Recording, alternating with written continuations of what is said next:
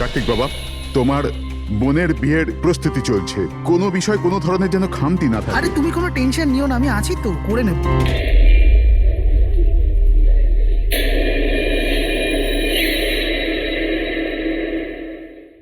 ওহো, বিয়ের বাড়ির ব্যাপার, মেহেন্দির অনুষ্ঠান। আরে দাদা কি করছেন, তাড়াতাড়ি করুন, অতিথিরা তো এক্ষুনি চলে আসবে। আন্টি, তুমি কেন এত টেনশন নিচ্ছ? বিয়ের বাড়ির ব্যাপার আর আমার মেয়ের বিয়ে, টেনশন তো হবেই, তাই না? আমি ওর বেস্ট ফ্রেন্ড হই না? আমি ওর ভালোভাবে খেয়াল রাখবো। তুই তাড়াতাড়ি যা, ওর তোকে দরকার হতে পারে। আরে দাদা, ওটা ওখানে নয়, এখানে রাখুন। হ্যাঁ,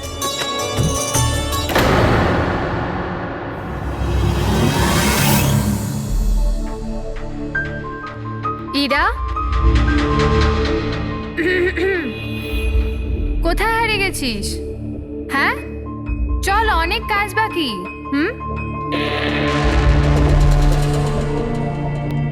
আমি এখনো বলছি যে দেরি বেশি হয়নি, চলো তাড়াতাড়ি যাই এখান থেকে। আরে আমাদের ছেলের ইরার থেকেও ভালো মেয়ে পাওয়া যাবে। আরে কি সেই একই কথা বলে যাচ্ছ? তোমার যদি জানা না থাকে জেনে ও বুঝে নাও, আমার ছেলে ইরাকে খুব ভালোবাসে এবং ওকেই বিয়ে করবে ঠিক করেছে। হ্যাঁ হ্যাঁ কার্তিক, এক্ষুনি আসছি আমি। অমৃতা, কি হয়েছে? তোর ভাই ফোন করেছে, কিছু কাজ আছে, এক্ষুনি আসছি। আর শোন, আজ মেহেন্দি তোর মুখে না একটু স্মাইল রাখ। হুম।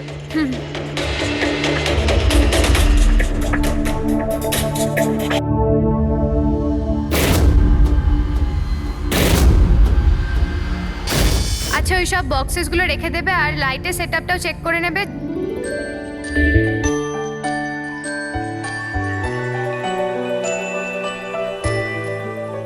কি ব্যাপার? হ্যাঁ, খুব সুন্দর লাগছে আজকে। এরকম নয় তো যে বর এসে তোমাকেই না চেয়ে বসে। Very funny Lalit.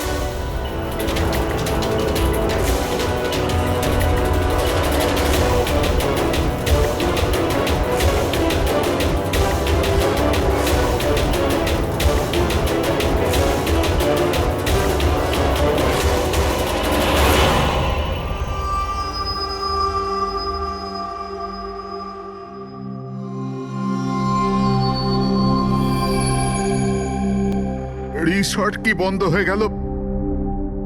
এর দেখভালের পুরো দায়িত্ব আমার ঘাড়ে এসে গেল। আর মালিকের এইটুকু বুদ্ধি তো থাকাই দরকার না? এত বড় রিসর্ট একলা মানুষ কি করে পরিষ্কার রাখবে? এই সুইমিং পুলটা একেবারে নোংরায় ভরে গেছে। যতই পরিষ্কার করো না কেন, দুদিন অন্তর ঠিক নোংরা হয়ে যায়, প্রতি দুদিন অন্তর। আরে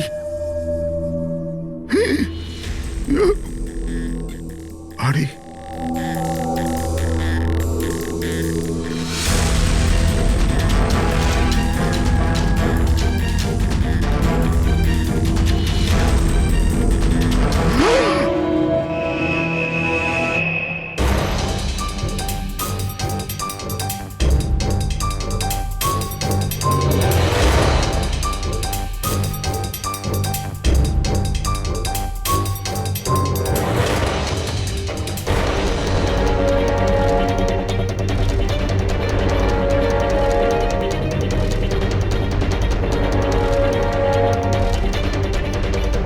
দেখো বাবলু, তুমি যদি কিছু না করে থাকো তাহলে ভয় পাওয়ার কোনো প্রয়োজন নেই। সিআইডি নির্দোষদের কখনো শাস্তি দেয় না, বুঝেছো? মনে হচ্ছে লাশ অনেকক্ষণ ধরে জলে আছে।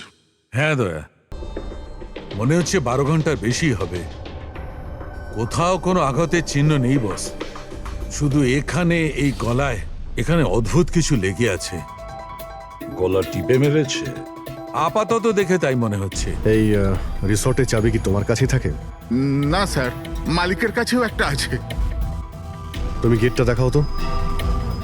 পঙ্কজ, দেখো তো, একটু ভালো করে চেক করো, দেখো কিছু পাওয়া যায় কিনা।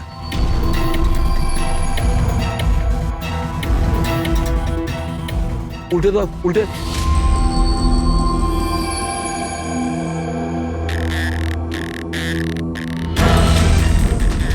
স্যার, এ তো ট্যাক্সির বিল দেখছি।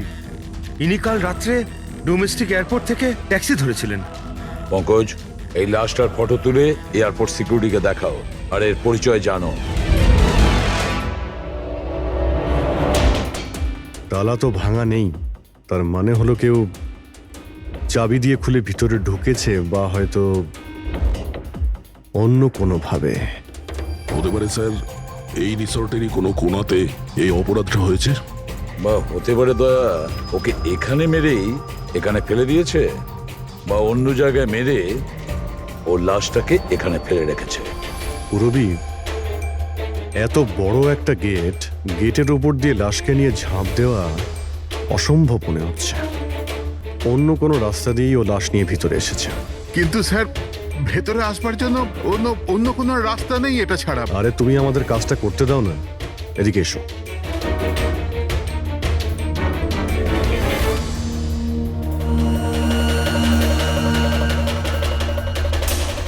এই দেখো পুরবী, এখানে দেওয়াল ভাঙা রয়েছে, নিশ্চয়ই এখান দিয়ে এসেছিল এই খুনি।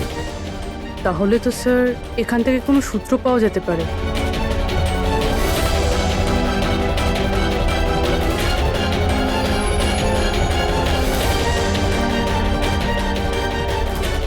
এই হলো প্রমাণ, এই সোনালী সুতো।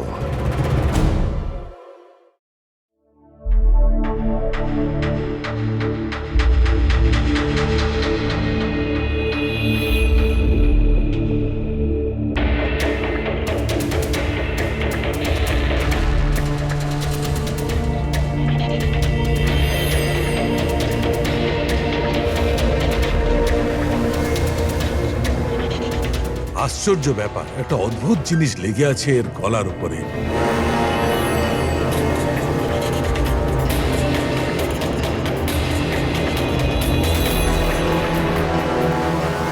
ও, কি হয়েছে স্যার? একটু শুঁকে দেখো এটা। মেহেন্দি? মেহেন্দি সারিকা, এর গলার উপর মেহেন্দির দাগ। সারিকা, এর মৃত্যু হয়েছে গলা টেপার কারণে। গলায় আছে মেহেন্দির চিহ্ন, তার মানে যে এর গলাটা টিপে ধরেছিল ওর হাতে মেহেন্দি লাগানো ছিল। আর খুনটা যে করেছে সে হয়তো কোনো মেয়ে, আর ও সেই সময় খুন করেছে যখন ওর হাতের মেহেন্দি ঠিক করে শুকোয়ও নি। রাইট। আজকাল এমনিতেও বিয়ের সিজন চলছে, হয়তো কোনো ফেস্টিভ্যাল, ফাংশন বা বিয়ে বাড়িতে গিয়েছিল। রাইট, এই জন্য অভিজিৎ ওখান থেকে সোনালী সুতো পেয়েছিল। হয়তো কোনো দামি ড্রেসে যেটা পরেও পার্টিতে যাচ্ছিল। তার মানে হচ্ছে এই সোনালী সুতো আর গলায় লেগে থাকে এই মেহেন্দি আমাদের খুনি পর্যন্ত পৌঁছে দেবে।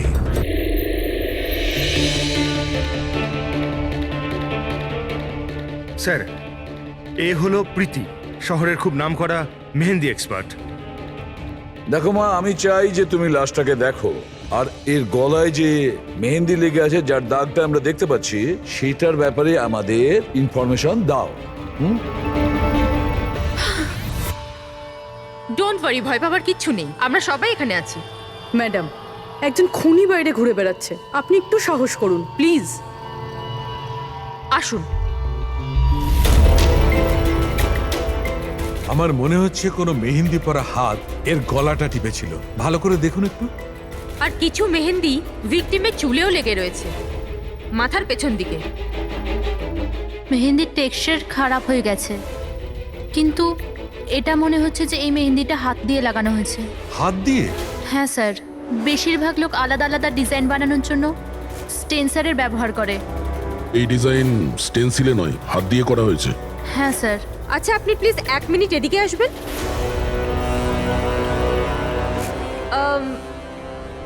আপনি এই মেহেন্দি সম্পর্কে আর কিছু বলতে পারবেন? মানে এটা কোন কোম্পানির, কতটা পুরনো, কোথা থেকে এসেছে, এনিথিং যা জানেন। স্যার, মেহেন্দির কালার, টেক্সচার আর স্মেল থেকে মনে হচ্ছে এই মেহেন্দিটা কোনো কমার্শিয়াল কোম্পানির নয়। এটা নিশ্চয়ই কেউ বাড়িতেই বানিয়েছে। তার মানে লোকেরা সাধারণত বাড়িতে তৈরি মেহেন্দি ব্যবহার করে, তাই তো? হ্যাঁ স্যার, কারণ ওটা কেমিক্যাল ফ্রি থাকে। আচ্ছা, এরকম তো শহরে অনেক লোকই আছে যারা বাড়িতে মেহেন্দি বানায়। তাই মেহেন্দির সাহায্যে তাকে ধরতে গেলে অনেকটা সময় লেগে যাবে স্যার। স্যার হ্যাঁ স্যার ভিক্টিমের ব্যাপারে জানতে পেরেছি। হ্যাঁ, একে স্যার ওর নাম দীপেন, দিল্লিতে থাকতো।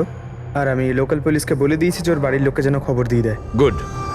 আচ্ছা প্রীতি, আরো একটু দেখুন যদি আমাদের কিছু বলা যায়।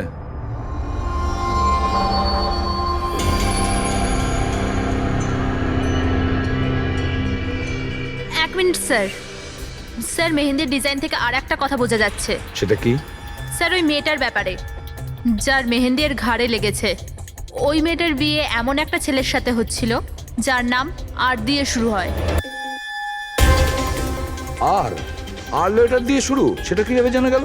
বেশিরভাগ নতুন বউ যখন মেহেন্দি লাগায় তো নিজের স্বামীর ইনিশিয়াল লেটার হাতে লেখায়। তো স্যার এটা সেই ইনিশিয়াল লেটার। হ্যাঁ বস, উল্টো আর লেখা আছে। আর তাহলে আমাদের খোঁজ নিতে হবে এই সপ্তাহে এই শহরে কটা বিয়ে হয়েছে আর কটা বিয়ে হতে চলেছে যেখানে পাত্রের নাম আর দিয়ে শুরু।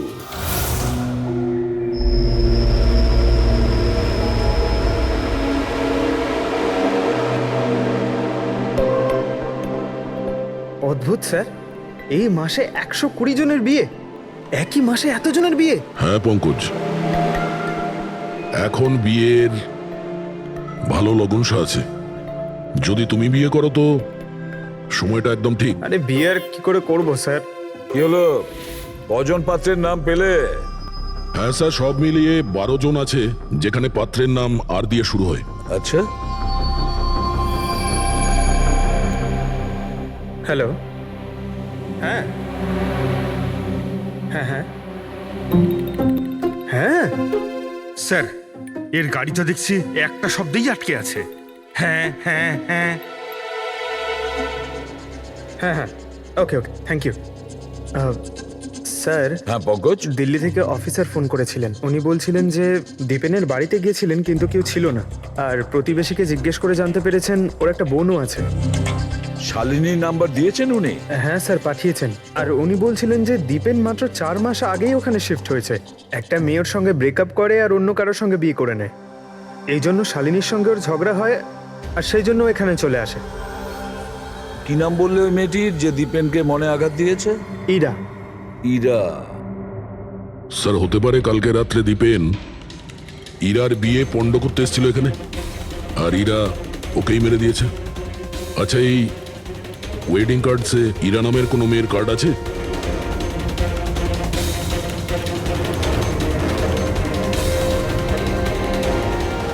হ্যাঁ স্যার।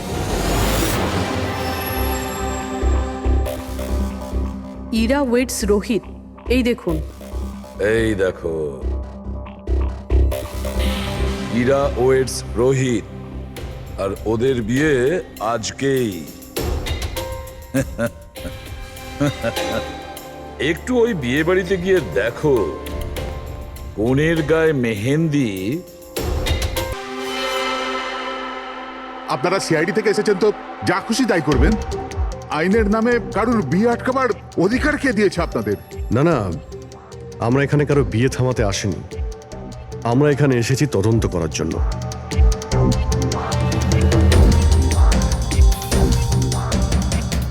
কিন্তু স্যার, আপনাদের এই তদন্ত আমার বোনের বিয়ের পরেও তো করতে পারেন। যত তাড়া আছে আপনাদের এই বিয়েটা করানোর জন্য, তার থেকে বেশি তাড়া আছে আমাদের খুনিকে ধরার জন্য।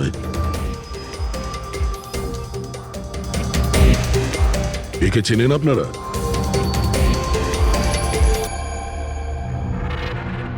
এটা তো দীপেন। মানে চেনেন কি করে?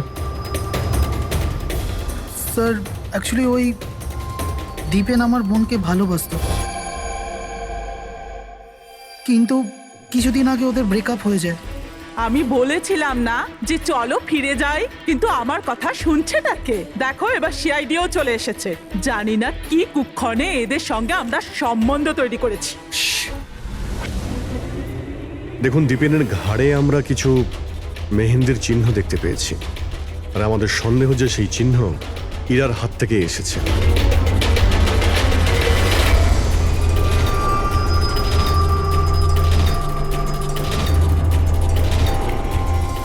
পুরবি একবার দেখে নাও তো। ইরা একবার একটু ওঠো তো। ম্যাডাম কি করছেন আপনি? এখনো তোমার বউ নয়, ও এখন একজন সাসপেক্ট। আমাদের সন্দেহের তালিকায় আছে। আমাদের সন্দেহ যে দীপেনকে খুন করেছে। ইরা এসব কি বলছে? মানে কি? তোমার হাতটা দেখাও।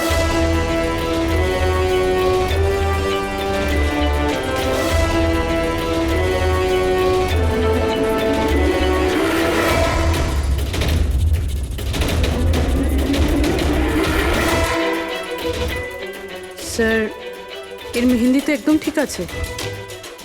আরে তাহলে দীপেনের গলায় যে মেহেন্দির দাগ ছিল সেটা কার হাতের ছিল? পুরবি তুমি ওর ঘোমটাটা একবার তোলো। স্যার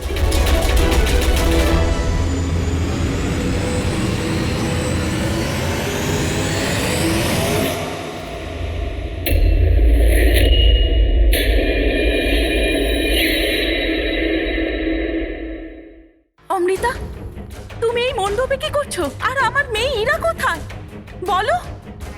অমৃতা? এ কে? এ আমার মেয়ের বন্ধু হয়। ও, মণ্ডপ থেকে তাহলে কোণে উধাও, আর কোণের জায়গাতে তার বান্ধবী বিয়ে করছে। এসব কি হচ্ছে এখানে? হ্যাঁ স্যার ওই আসলে কাল রাতে আরে ফ্লার্ট কে করছে রে ভাই? আমি তো তোমার প্রশংসা করছি। আচ্ছা তাই নাকি? প্রশংসা করছো? হ্যাঁ, তুমিও না একদম পাল্টাবে না।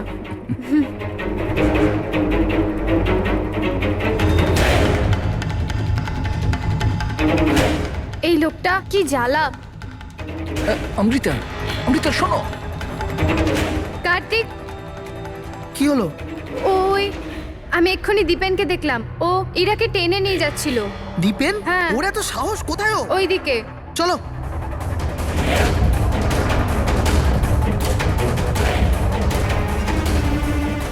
কোথায় গেল এরা দুজন? কি জানি।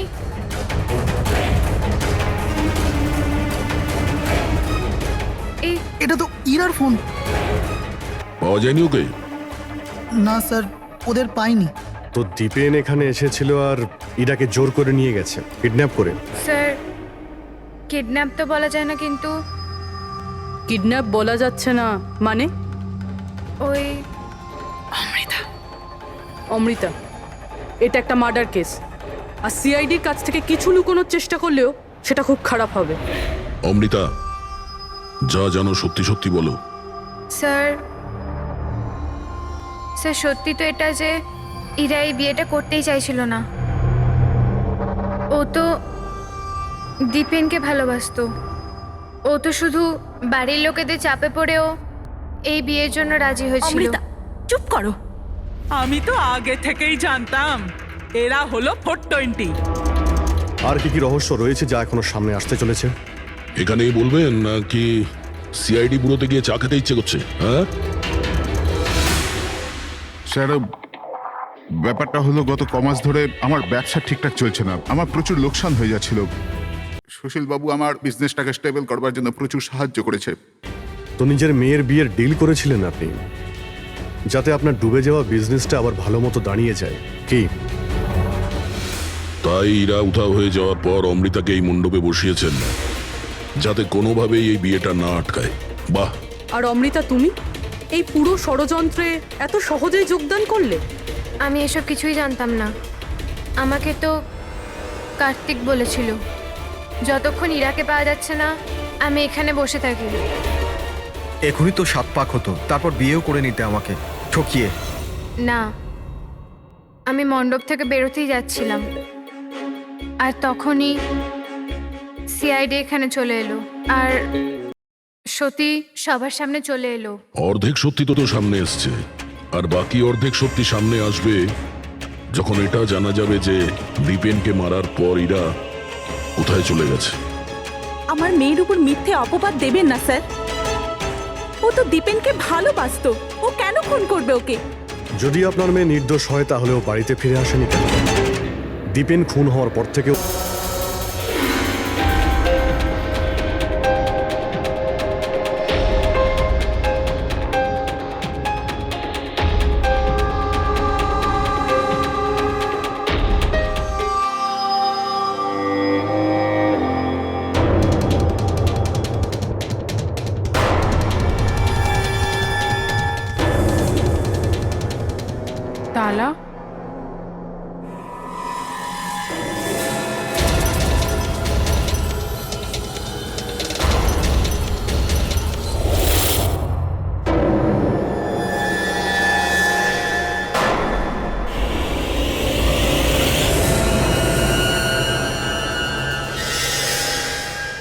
দেখো বস, ইরা নিজের মেহেন্দি পরা হাত দিয়ে দীপেনের গলা নিশ্চয়ই ধরেছিল, কিন্তু দীপেনের মৃত্যু ইরার হাতে হয়নি। দীপেনের মৃত্যু হয়েছে কি করে? এর গলার উপর এই যে মেহেন্দির চিহ্ন আছে, যখন পরিষ্কার করলাম তখন দেখলাম আর একটা দাগ আছে। এই দেখো, এইটা। আর এই চিহ্নটা হচ্ছে কোন দড়ির, যার কারণে দীপেনের মৃত্যু হয়েছে। তার মানে দীপেনের মৃত্যু গলায় দড়ি দিয়ে টানার কারণে হয়েছে। কিন্তু যদি ইরা খুন না করে তাহলে ইরা কোথায়? আচ্ছা, এমনটা নয় তো যে ওকেও কোনো ক্ষতি করা হয়েছে? স্যার, একটা কথা কিছুতেই মাথায় ঢুকছে না। যদি ইরা এই খুনটা না করে থাকে তাহলে করলো কে? এই খুন হয়তো ইরার বাড়ির লোকেদের মধ্যেই কেউ করেছে। আর তাছাড়া দীপেনের উপস্থিতি ওরা পছন্দ করেনি। হতে পারে দীপেনের কারণে বিয়েতে কোনো বাধা আসবে, সেই জন্য দীপেনকে খুন করে দিয়েছে। স্যার, স্যার, ইরার ফোন থেকে জানা গেছে যে ওর নিখোঁজ হওয়ার 3 ঘন্টা আগে দীপেনের বোন শালিনীর ফোন আসে। ও দিল্লি থেকে বম্বে চলে তো আসে, কিন্তু ফোন তুলছে না। শালিনীর ফোন ট্র্যাক করো, দেখা তো যাক ও এখন কোথায় আছে। আর বাকি রইল ওই সোনালি সুতো, কার হতে পারে?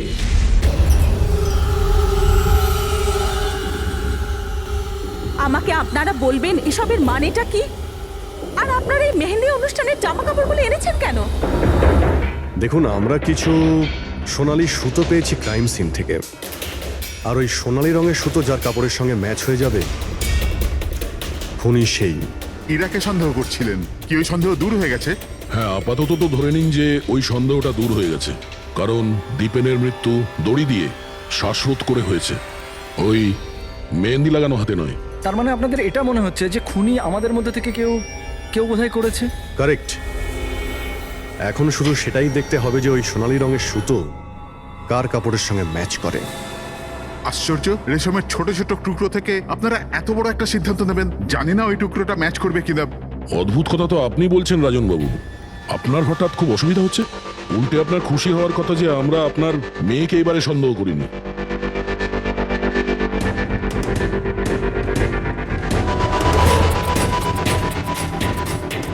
স্যার, এই সোনালি সুতোটা রাজেনের পাঞ্জাবির সাথে ম্যাচ করে। স্যার, এই দেখুন, সুতোটা এইখান থেকে ছিঁড়েছে।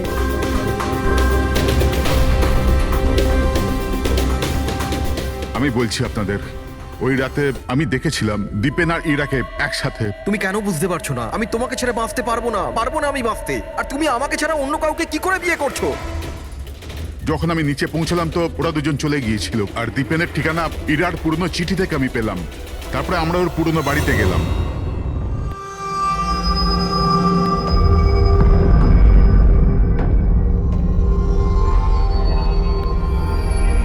এ কি, দীপেন এখানে?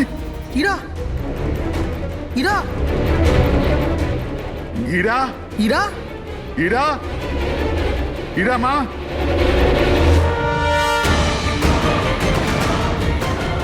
বাবা, এই দেখো, দীপেন ওর ফোনে ওর মৃত্যুর কারণ লিখেছে। কি লিখেছে এখানে? ইরা কে ছাড়া না আমার জীবনের কোনো মানে আছে না লক্ষ্য। এরা আমার যদি না হয় কারোর হবে না। বিদায়। ও যদি আমার না হয় তাহলে কারোরই হবে না।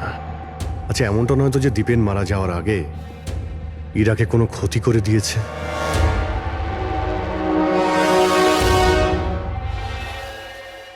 হ্যাঁ পঙ্কজ, হ্যাঁ, দীপেনের বোন শালিনীর মোবাইল ফোন ট্র্যাক হয়ে গেছে।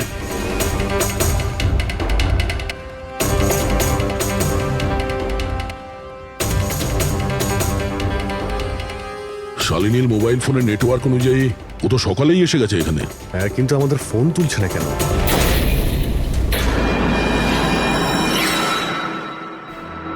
ব্লাস্ট। শালিনী, শালিনী, শালিনী, শালিনী, শালিনী, শালিনী।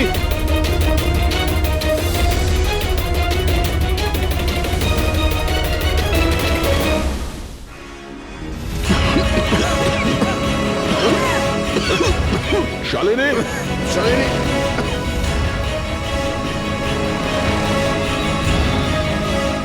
শালিনী, শালিনী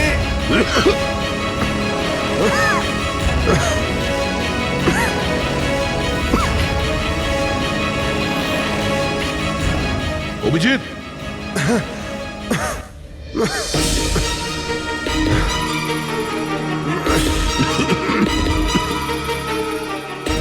অভিজিৎ সাবধানে। কে ওখানে?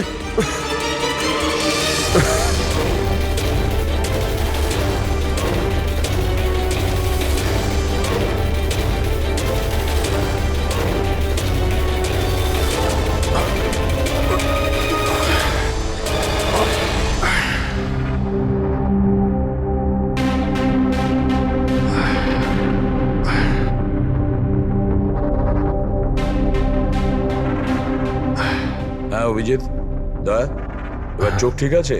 হ্যাঁ স্যার, ঠিক আছে। এটা তো ভালো হয়েছে স্যার, আমরা ওই বিষাক্ত গ্যাসে বেশিক্ষণ থাকিনি। কিন্তু স্যার, শালিনী আর ইরার অবস্থা খুব একটা ভালো নয়। ডক্টর ওদের দেখছে। কোন বিষাক্ত গ্যাস ছিল ওখানে? স্যার সেটা তো জানি না, কিন্তু আমার মনে হচ্ছে টাইম স্মোক বোম ছিল ওখানে। এই দীপেন স্যার পুরো প্ল্যান করে রেখেছিল। আত্মহত্যার পরে ও ইরাকেও রাস্তা থেকে সরাতে চেয়েছিল।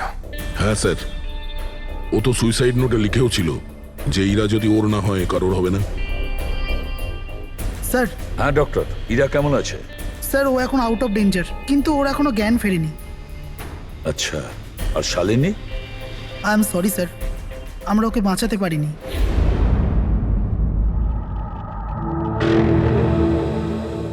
স্যার স্যার এই দীপেন শুধু নিজের প্রাণ নেয়নি, বরং বরং ওর বোনের মৃত্যুরও কারণ হয়েছে। সেটাই তো। হ্যাঁ শালুকে বলো। আচ্ছা ঠিক আছে, আমরা আসছি। কি হয়েছে স্যার? শালুকে বলছিল দীপেন আত্মহত্যা করেনি।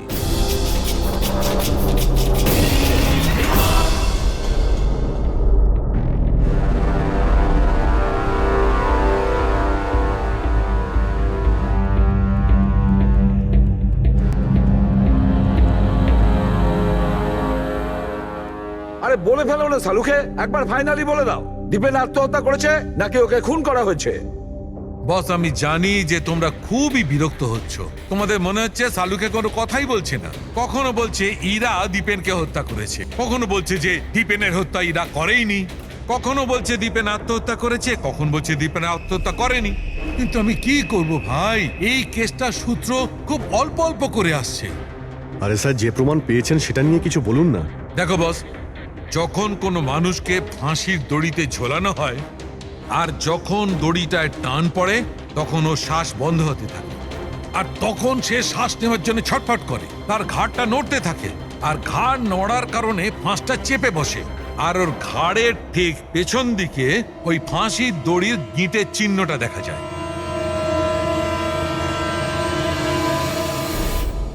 হ্যাঁ স্যার, দাগ তো আছে। আর স্যার এর ঘাটটা এইভাবে হেলে রয়েছে কেন? এটা কিসের জন্য? হ্যাঁ, এর ঘাটটা হেলে আছে কারণ এ আগেই মারা গেছে। যদি একজন মৃত ব্যক্তিতে ফাঁসিতে ঝুলিয়ে দেওয়া হয় তবে ও শ্বাস নেওয়ার জন্য ছটফট করবে না, আর সেই জন্যে ওর ঘাড়ের পেছনে গিঁটের চিহ্নটা পাওয়া যাবে না। না, এর পিছনে তো কোনো চিহ্ন নেই। কারণ ঘাড়টা গিঁটের সংস্পর্শে আসেনি। তুমি নতুন কি আর বললে? আমরা কি এগুলো জানি না? দেখো শালুকে, তুমি শুধু এটা বলো, দীপেনের ঘাড়ের পিছনে ফাঁসির দড়ির গিঁট আছে, হ্যাঁ কিংবা না? দীপেনের ঘাড়ের পেছনে দড়ির গিঁটের চিহ্ন নেই। এসো আমি দেখাচ্ছি। এই দেখো বস, দীপেনের ঘাড়ের ওপর কোনো চিহ্ন নেই। ও, তার মানে খুনি আমাদের ভুল বোঝাচ্ছিল। আগে থেকেই মরে যাওয়া লোককে ঝুলিয়ে দিয়েছে যাতে মনে হয় আমাদের সুইসাইড করেছে। অনেক লম্বা প্ল্যানিং করেছিল। এমন কেউ রয়েছে যে দীপেন আর ইরা দুজনকেই মারতে চেয়েছিল। আর ওই সুইসাইড নোট, সেটাও খুনি লিখেছে। হ্যাঁ স্যার, দীপেনের সুইসাইড নোট দীপেন নিজে লেখেনি। আমি এই মেসেজের অ্যানালাইসিস করিয়েছি একজন লিঙ্গুইস্টিক এক্সপার্টকে দিয়ে। ডক্টর সারিকা, এই লিঙ্গুইস্টিক এক্সপার্ট কি হয়? স্টাইলোমেট্রি নামের একটা শিল্প হয়।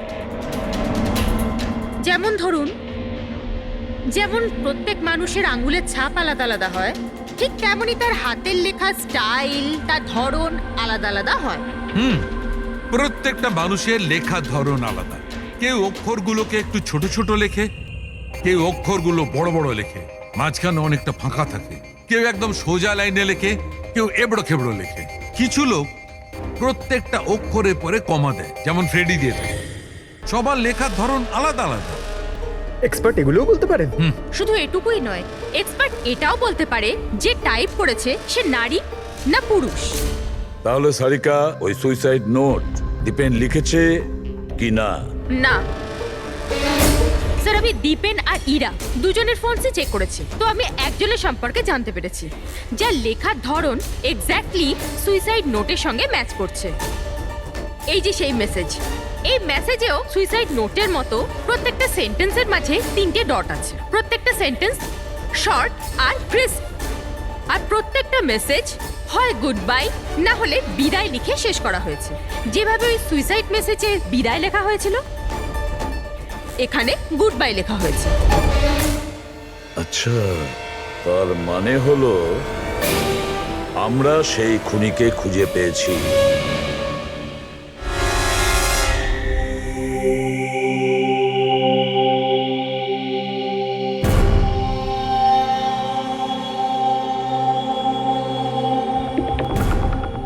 হ্যাঁ, হুমকি দিচ্ছি, কি করবি তুই?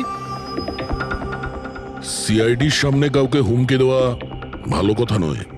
কিন্তু আমি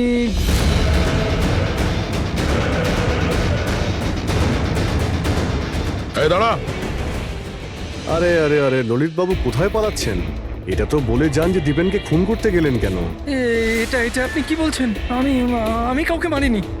আচ্ছা, সত্যি কথা বলবি নাকি? বলবি নাকি মাথাটা ঢুকে দেবো নিচে? আমি মেরেছি। প্লিজ প্লিজ আমাকে নিচে নামো, আমাকে নিচে নামো।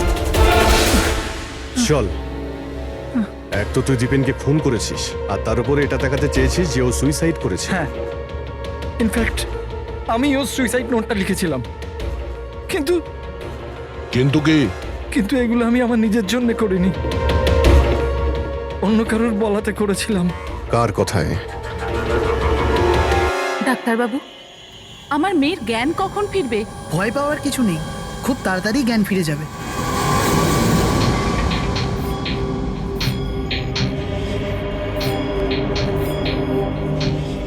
ললিত,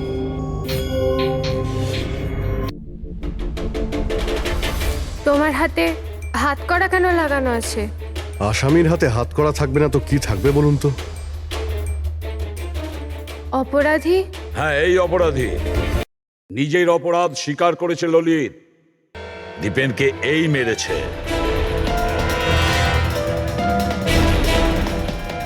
ললিত, এনারা সবাই কি বলছেন? আর তুমি কেন করলে এইসব?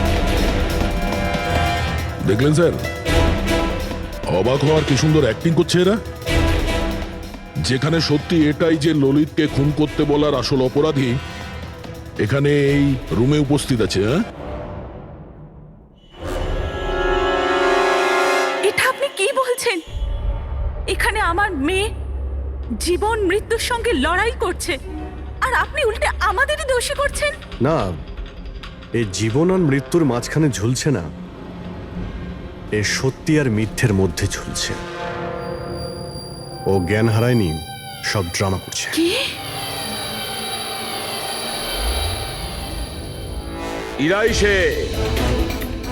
ইরাই ললিতকে বলেছে দীপেনকে মেরে ফেলার জন্য। এই কি সব কথা বলছেন আপনারা? অবস্থা দেখুন এর। আপনাদের মনে হয় যে এ জেনে শুনে বিষের কন্ট্যাক্টে গেছে? স্যার, ইঞ্জেকশন লাগিয়ে দিই? হ্যাঁ হ্যাঁ, নিশ্চয়ই, তাড়াতাড়ি। এটা কিসের ইঞ্জেকশন লাগাচ্ছেন আপনারা? সত্যি কথা বলার, এই ইনজেকশনে একটা কেমিক্যাল আছে যেটা শরীরে যেতেই মানুষ সত্যি কথা বলতে শুরু করে।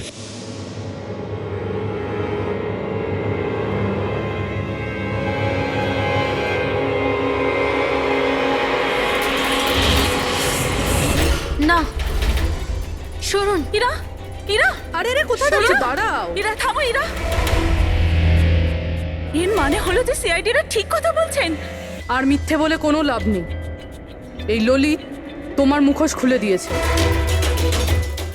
এটা কি করলে ললিত? নিজে ফাঁসছিলে তার সাথে সাথে আমাকেও ফাঁসিয়ে দিলে। এরা এই প্রতিজ্ঞাটাই তো আমরা করেছিলাম ভালোবেসে, যে আমরা একসাথে বাঁচবো আর একসাথে মরবো। কি তোমরা দুজন একে অপরকে ভালোবাসো? এসব কবে? ইরা, তুই তো দীপেনকে ভালোবাসিস। হ্যাঁ, ও চাইতো, কিন্তু হঠাৎ করে ললিতকে ভালোবেসে ফেলে। আর এই সব কিছু করেছে ও নিজের বিয়ে ভাঙার জন্য।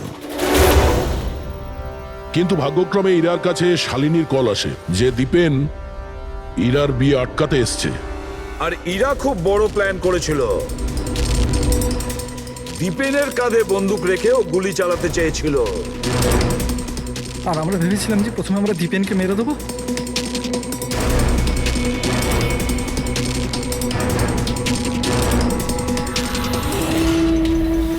আর অনেক দূরে গিয়ে তোমরা ঘর বাঁধবে, কিন্তু ভুলে গিয়েছিলে তোমরা যে অন্যায়ের পথে কখনো সাফল্য আসে না। বুঝেছো? আমাদের প্ল্যান একদম ঠিকঠাক চলছিল, কিন্তু বাবা আর কার্তিক এসে আমাদের প্ল্যানে জল ঢেলে দিল।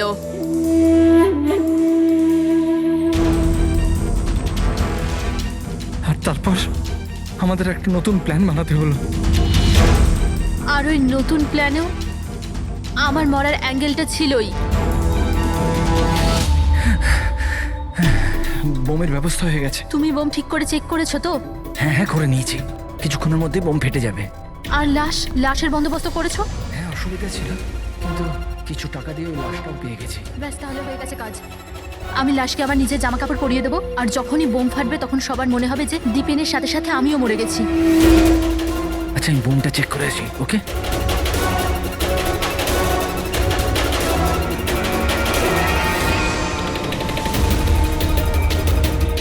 শালিনী,